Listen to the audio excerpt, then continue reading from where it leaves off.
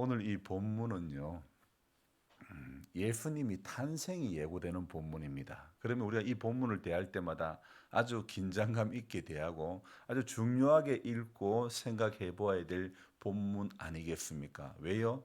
우리 믿음의 어떤 대상 아닙니까? 예수님, 그 예수님의 탄생의 예고에 대한 본문이니 다른 어떤 본문보다도 더 우리가 중요하게 눈여겨 보아야 될 본문이 바로 이 예수님의 탄생 예고가 있는 누가복음 1장 26절부터 38절. 이 누가복음 1장 26절부터 38절까지의 내용은 정말 저와 여러분들이 정말 눈여겨 봐야 될 그런 대목이죠. 사실 저는 오늘도 새벽에 일어나서 글을 적는다고 적었지만은 부끄럽기도 하고 영 자신도 없고 또 미리 말씀드리고 싶은 것은 결론 같은 결론도 내리지 못해서 항상 미완성의 글을 적고 있지만 오늘 미완성 중에 최고의 미완성이라고 할까 그렇게 말씀드리고 싶습니다. 왜냐하면 사실 어제 수박을 전부 다 심고 나니 또 비닐도 다 깔고 나니 저는 뭐 했느냐 골골 따라다니면서 돌 다 주워내고 줄 다 잡아주고 보니까 줄 잡는 사람이 제일 바쁘더라고요. 돌 주워내는 사람이 제일 바쁘더라고요. 그래서 그 모든 한 100골이 넘는 그 골을 이렇게 계속 전부 다 하고 나니 지난 밤에는 얼마나 피곤한지 모릅니다. 하지만 그래도 일어나는 시간에는 꼭 일어나게 되었습니다. 글은 제대로 적지는 못했지만은 제가 이렇게 꼭두새벽 묵상 글을 적으면서 저희의 일상의 이야기들을 이렇게 잘 적게 되는데 사실 저희의 일상은 제 인생의 역사적인 사실입니다. 제가 여기 소천면 임기에 와서 살아가는 제 인생의 역사적인 사실이죠. 자, 그렇다면 누가복음은요. 예수님의 삶을 둘러싼 그 역사적인 사실을 가장 효과적으로 차례대로 기술하고 이미 알고 있는 바를 더 확실하게 할 신앙의 근거를 제시하고 있는 책. 역사적인 사실을 기반으로 해서 이미 알고 있는 바를 더 확실하게 하기 위한 신앙의 근거를 제시하고 있는 책이 바로 누가복음이라고 하는 성경이죠. 어제도 말씀드렸지만은 기록자는 누가라고 하는 의사입니다. 이분은 사실 바울의 아주 신실한 동력자가 된 사람입니다. 사도행전을 보면요. 사도행전의 시작은 베드로입니다. 그러나 후반부로 서두 이후로 가면요. 사도행전은 9장부터 누구 이야기가 나오면 바로 바울의 이야기가 나오는 거죠. 자, 그래서 이 사도행전의 이야기 9장 이전에는 뭐 다른 이야기도 베드로 이야기도 나오지만은 그러나 9장부터는 쭉 이어서 사도행전 9장 이후부터 로마 쓰고 고린도전 쓰고 전부 누가 기록했고 누가 썼느냐 바울 서신 이야기가 나오고 바울 이야기가 나오죠. 자, 그런데 사도행전 이후에 그러니까 바울이 썼던 13권 내지 14권의 성경 그 이전에 자, 사도행전을 보면 이 사도행전은 특이하게 누가가 기록을 했다는 것입니다. 그러니까 바울이 신약 성경의 이 절반 이상을 바울이 기록을 했지만은 그러나 사도행전은 누가가 기록했던 것이죠. 바울이 학문으로 말하면 보통 학문의 사람이 아닌데 사도행전은 바울이 아니라 누가가 기록했다는 거죠. 그래서 이 왜 사도행전은 또 누가가 기록했을까? 이런 생각을 해보면서 누가는 예수님의 삶을 둘러싼 역사적인 사실을 가장 효과적으로 이렇게 기록한 그런 삶을 산 동시에 또한 그의 좋은 동력자인 바울의 삶과 바울의 사역에 대해서도 아주 구체적으로 잘 기술하고 있는데 아무래도 이 누가는 의사라는 직업에서 의사라는 그 직업에서 나오는 꼼꼼함이 바로 누가복음과 사도행전을 기록하게 했는지도 모릅니다. 처음부터 어제 우리가 보았지만은 1장 2절에 처음부터 목격자와 말씀의 일꾼된 자들이 전하여 준 그대로 내력을 저술하려고 붓을 든 사람이 많은지라 그랬습니다. 여러분 누가는 당시에 예수님에 관해서 서술하려고 기록하려고 손을 댄 사람, 붓을 들은 사람이 많았다고 말을 시작하면서 자신도 3절에 어떻게 말합니까? 이 모든 일을 근원부터 자세히 미루어 살핀 나도 데오빌로 각하에게 차례대로 써 보내는 것이 좋은 줄 알았노니. 자, 이렇게 누가복음을 이렇게 기록하면서 예수님의 삶과 그 역사적인 사실을 차례대로 이렇게 기록을 잘 하고 있죠. 체계적으로 기록을 하고 있죠. 성경은 역사적으로 신뢰할 수 있는 책으로서 전부 누구 이야기를 하냐면 예수님 이야기를 하고 있는 책이죠. 예수님에 관해서 말씀해주고 있죠. 어제 이어 오늘도 누가복음의 말씀을 제가 읽고 또 묵상을 하면서 성경 읽기 본문은 누가복음 1장이 아닌데 어제 제가 결론을 제대로 내리지 못하고 또 제목을 또 예수님의 그 제목을 한번 또 정했기 때문에 오늘 이어서 결론격으로 말씀을 드리려고 하지만은 사실은 몸의 피곤함은 결론다운 결론을 내리지 못합니다. 근데 어제도 제가 어제 일 말미에 5시 20분, 6시까지 이분들이 일을 하게 되는데 5시 20분에 하나 딜을 했습니다. 제안을 했습니다. 저희 위에 밭은 다 했는데 아래 밭은 하지를 못하니까 1시간만 추가하면 내가 10,000원을 더 주겠다 했더만은 이분들이 생각을 해보더만은 사장님 20,000원 이러는 거예요. 20,000원. 아, 20,000원 센데. 근데 20,000원을 달라는 거예요. 하기사 외국에 나가서 선교 내 돈 가지고 나가서 선교도 하는데 이분들은 사실 돈을 보고 온 분들 아닙니까?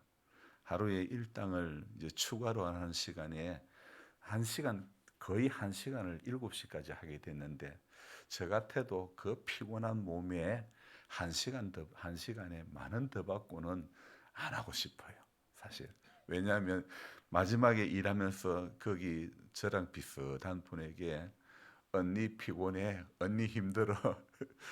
그분은 이제 저는 그분에게 그러고 그분은 저에게 사장님 돈 많아. 나 돈 없어. 손주 20,000원 언니 20,000원 주고 나 돈 없어. 애기 우유 살 돈도 없어. 그렇게 우스개로 이야기하기도 했는데요. 사실은 그런 거예요. 그 20,000원이 결정되는 순간부터 이분들이 얼마나 스피드가 빨라지는지 몰라요. 초스피드인 거예요. 돈은 피곤을 넘어서게 하구나. 여러분 오늘도 그런 거예요. 우리의 육신의 피곤함을 넘어서게 하는 하나님의 어떤 큰 은혜는요. 이 힘들고 어려운 것도요. 믿음으로 다 이기고 넘어서게 되는 줄로 믿습니다. 그래서 오늘 우리 찬송 부를 때 뭐라고 했습니까? 믿음이 이기네, 믿음이 이기네. 안 믿는 사람이 돈이 이긴다면 우리는 믿음이 이기는 줄로 믿습니다. 그래서 성경을 읽고 계속 또 새벽에 새벽기도 나오고 믿음이 이기기 때문에 나오는 거예요. 새벽기도 나오면 돈을 주나 밥을 주나 하나님께서 돈과 밥을 직접적으로 주시지는 않지만 은혜를 주시는 줄로 믿습니다. 믿음을 주시는 줄로 믿습니다. 그래서 성경 읽기 본문은 1장은 아니지만은 오늘 다시 한번 어제 이어서 보면서 1장 26절부터는 예수님의 탄생이 예고되는 내용인데 이 누가복음을 보면요. 1장 5절부터는 예수님 탄생 이전에 세례 요한의 탄생에 대한 이야기를 천사 가브리엘이 이제 하게 되는 거죠. 그리고 오늘 26절부터는 세례 요한의 출생을 예고한 천사장이요. 이번에는 마리아를 찾아갑니다. 이미 그녀는 한 남자와 정혼을 한 여인이었지만은 남자를 알지 못하는 처녀입니다. 유대 관습에 의하면 대개 신랑 신부는 1년 전에 결혼 1년 전에 약혼을 하고 그 이후에 정식으로 부부가 되는데 그 기간 동안에는 서로의 정절을 지켜야 하는 것입니다. 그런데요, 오늘 이 본문을 보면 천사의 입에서 너무 놀라운 예언이 그 예언의 말씀이 전해지는데 정혼한 마리아를 통해 한 아기가 탄생하겠다는 겁니다. 이게 무슨 청천벽력과 같은 이야기입니까? 그리고 게다가 그 이름까지 주는 겁니다. 그의 이름은 예수이고 지극히 높으신 이의 아들로 다윗의 왕위를 이어온다. 이 이야기를 합니다. 자, 예수님의 탄생을 예고하는 이 본문은요, 네 가지로 구분할 수 있는데요. 먼저는 천사의 방문이 있고, 두 번째는 마리아의 반응이 있고, 세 번째는 천사가 너 임신할 거다 수태 고지를 하고, 그리고 네 번째는 마리아가 순종하는 그런 이야기로 구성이 되어 있는데요. 여섯째 달에 천사 가브리엘이 하나님의 보내심을 받아 이렇게 시작을 하고 있는데요. 이 여섯째 달이 무엇일까? 자, 36절 한번 봅시다. 36절 끝부분의 마지막에 뭐라고요? 본래 임신하지 못한다고 알려진 이가 이미 6달이 되었나니, 앞에 세례 요한의 임신 수태 고지를 하고 난 이 6개월 후에 여섯째 달에 천사 가브리엘이 하나님의 보내심을 받아 갈릴리 나사렛이라는 동네에 가서, 자, 여기서 주목해 볼 것은요, 나사렛이라는 동네 이름 앞에 뭐가 붙어 있어요? 갈릴리, 갈릴리.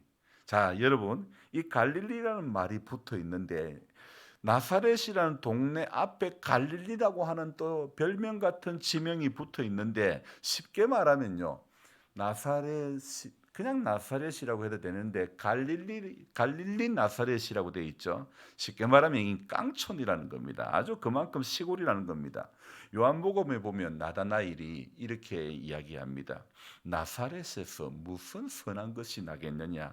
오죽했으면 그런 마을 취급을 받을까? 저와 여러분들이 살고 있는 이 소천면 임기 마을도 생각해 보면 몇 년 전에 총기 사고가 났지요.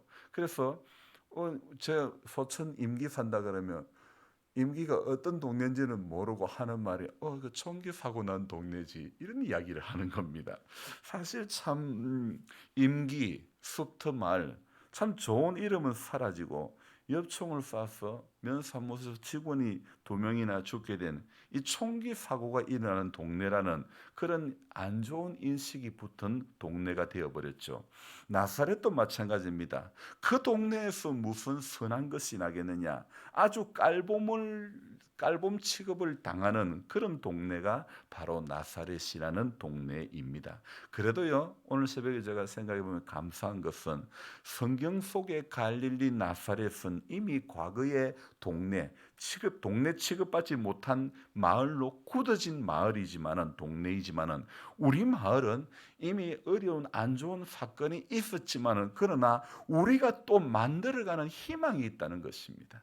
여러분, 이미 굳어진 것과 희망이 있는 것은 차이가 나는 것입니다. 여러분, 우리는 굳어진 생각에서 살아가는 것이 아니라 희망을 찾아가는 생각을 가지고 오늘도 살아가야 될 줄 믿습니다. 만약에 나사렛이 예루살렘 정도 되고 여리고 정도만 된다 하더라도 나다나엘을 비롯한 사람들이 그 동네 이렇게 깔보지는 않았을 거 아닙니까? 우리 예수님이 본격적인 사역을 하기 전 대부분의 시간을 이 나사렛에서 보냈던 것이죠. 아버지 요셉을 따라 목수일을 했다고 볼 수도 있고, 또한 다른 학자들은요, 그 지역에는 나무가 귀하기 때문에 서민들은 나무로 집을 지을 수 없고 주로 돌로 집을 지은 관계로 목수보다는 석수에 더 가까운 일을 했다고 보는 사람도 있습니다. 하지만 이건 중요한 것이 아니죠. 정혼만 한 여인에게 천사는 아기 이름을 예수라 하라. 마리아가 요즘 살았던 사람이라면 대본에 어떤 말을 할까요? 한 글자로 헐, 그러지 않았을까요? 헐, 헐. 참, 아직 남자와 잠자리를 한 번도 하지 않은 이 처녀에게 아니 아이 이름을 예수라고까지 하라고 이미 정해 줍니다. 예수 이름의 뜻은 무엇입니까? 여호와는 구원이시다. 이런 뜻. 자, 우리 구약 성경에 여호수아를 말할 때 여호수아, 이 가나안 정복 전쟁의 영웅 여호수아, 바로 히브리어 여호수아의 헬라음이 예수라는 뜻이 되는 거죠. 말이 되는 거죠. 자, 2세기 초기까지는 이 이름이 흔하게 사용되었던 이름이지만은 그 이후에는 자취를 감추었죠. 아마도 유대인들이 그것을 예수님의 이름을 사용하는 것을 사용하기를 꺼렸기 때문에 그런 것 같고요. 그래서 그리스도인들은 감히 예수라는 이름을 사용할 수 없기 때문이죠.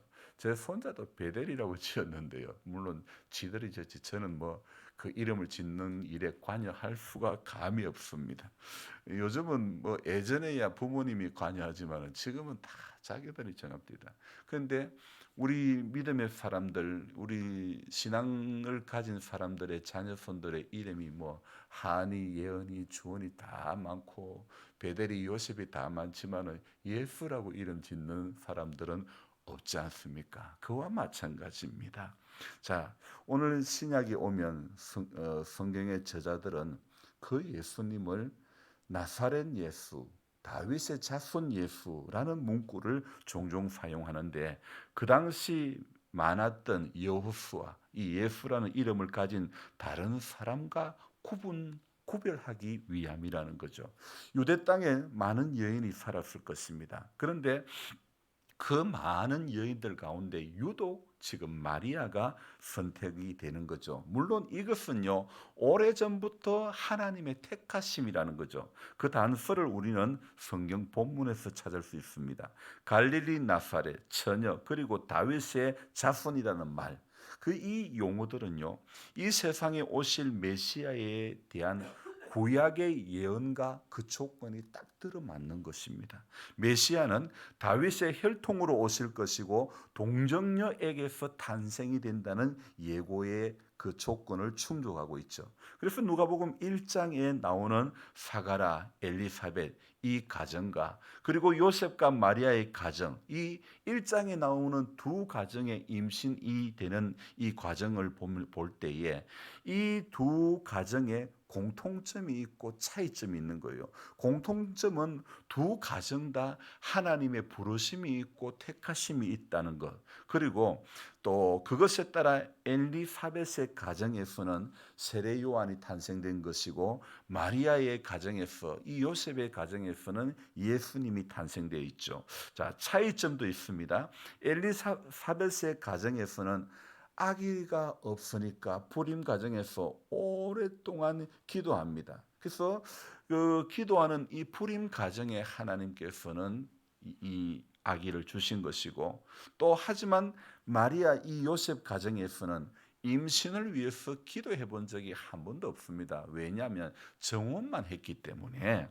또한 이 천사의 예언을 듣고 엘리사벳은 일정 기간 경과 후 아기를 이렇게 임신을 하는데요. 그런데 마리아는 천사의 수태고지를 듣자마자 즉각 아기가 잉태되는 그런 사건이죠. 자, 오늘 누가복음이 이 1장의 이야기, 두 가정의 수태고지, 임신 사실을 소개하고 있는 이 누가복음 1장의 이야기를 종합해 보면 예수님의 이 땅에 오신 이유를 딱 한 가지로 말씀드린다면 어제 제가 제목을 예수님이 이 땅에 오신 이유 1이라고 붙였는데요. 제가 그렇기 때문에 오늘 누가복음 1장을 다시 안 할 수가 없었던 것인데 저는 오늘 결론다운 결론을 이미 내리지 못한다고 말씀드렸는데요. 저는 이렇게 말씀드리고 싶습니다. 이 누가복음 1장에 나오는 두 가정의 임시 사실, 선택받고 아기를 가지게 된 이 사실을 볼 때에 전부 두 가정 다 하나님의 약속에 의해서 이렇게 되어지는 거죠. 그래서 저는 오늘 이렇게 말씀드리고 싶습니다. 예수님이 인간의 몸을 입고 오신 것은 뭐 근본적인 목적은 구원이겠지만은 그러나 그 구원을 이루는 배경에는 하나님의 약속에 의해서 인간의 몸을 입고 온다는 겁니다. 결론은 너무도 단순한 답을 내리게 됐죠. 여러분, 원래 진리는 단순한 겁니다. 복잡하고 쉬운 것도 어렵게 말하는 것은 누가 하는 것입니까? 사이비 이단들이 하는 것이죠. 이렇게 인간으로, 약속으로 인간의 몸을 입고 이 땅에 오신 예수님을 보내신 하나님께서는요, 오늘 저와 여러분들을 향해서도 마찬가지입니다. 우리를 통하여 오늘도 하실 일들이 있는 줄로 믿습니다. 하실 일들이 많은 것입니다. 우리가 이 땅에 태어난 것도 우리 의지대로 된 것이 아니고, 또한 저와 여러분들이 하나님을 믿는 것도 우리 의지인 것 같지만 사실은 우리 의지는 하나도 없습니다. 하나님께서 먼저 선택해 주셨기 때문인 줄로 믿습니다. 택하시고 부르신 대로, 약속하신 대로 우리를 향하신 하나님의 뜻은 이 엘리사벳과 사가랴를 통해서 그 가정의 세례 요한을 통해서 일하시는 하나님, 또 이 마리아와 또 요셉을 통해서 예수님을 탄생케 하셔서 일하시게 하셨던 그 하나님께서 오늘도 저와 여러분들, 우리가 살아가는 이 2023년에도 하나님께서는 저와 여러분들을 통해서 사도행전 29장의 역사를 써가고 계시는 줄 믿습니다. 그래서 인간의 몸을 입고 이 땅에 오신 그 예수님을 보내셔서 그 약속의 말씀대로 삶을 살게 하신 것을 저와 여러분들이 기억하면서 우리 또한 하나님의 약속에, 하나님의 그 인도를 따라 오늘도 믿음을 따라 살아가는 이 하루가 되기를 주님의 이름으로 부탁드립니다. 그래서 우리 복잡하고 어려운 것이 아니라 오늘도 예수만 알아가면 되는 거예요. 목사님, 저는 교회 와도 아직도 아무것도 몰라요. 아무것도 몰라도 예수만 알아가면 됩니다. 교회 생활 복잡한 거 없습니다. 전부 예수만 알려고 하면 되는데, 예수 말고 다른 거 알려고 하니까 복잡해지고 관계가 미묘해지고 어려워지고 문제가 생기는 거 아닙니까? 그래서 오늘도 한 가지만 알아가면 됩니다. 예수님 더 알기 원합니다. 예수님 더 알기 원합니다. 우리 기도할 때 예수님 더 알게 해 주옵소서. 그렇게 기도하는 우리 모두가 되기를 주님의 이름으로 부탁드립니다. 기도하겠습니다. 고마우신 하나님, 누가복음 1장에 두 가정의 임신 소식, 천사장을 통해서 임신 소식이 기록되어 있는 이 누가복음, 누가는 의사이면서 또 누가복음뿐만 아니라 사도행전까지 기록하면서 이 누가의 삶이 그 의사로서 원래 본 직업이 있었지만은, 그러나 복음을 접한 누가는 선교의 복음의 도구로 살아가는 그의 삶을 우리는 엿볼 수 있습니다.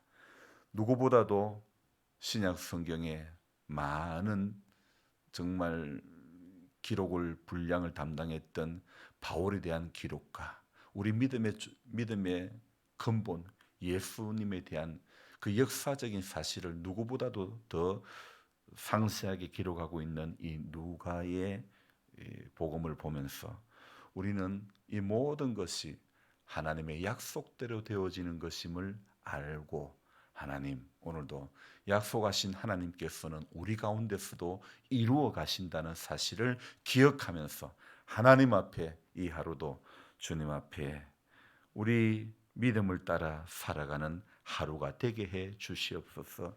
찬송을 드린 대로 믿음이 이기네, 믿음이 이기네, 주 예수를 믿는 그 믿음이 온 세상 이기게 되는 줄 믿고, 오늘도 믿음을 따라 약속을 따라 하나님 이길 수 있는 우리 모두가 되도록 축복해 주시옵소서.